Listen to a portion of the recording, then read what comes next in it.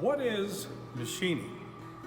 Well, just fundamentally, machining is a process of reshaping metal primarily by removing material with powered machines. Are you a problem solver? Do you like the creative process? How about attention to detail? Are you a perfectionist? Do you like things to be precise and accurate? If any of these comments describe you, you may be a candidate for the machining trade. Well, like most educational environments, the precision machining program is going to have a combination of textbook, classroom learning, and hands-on type educational experiences.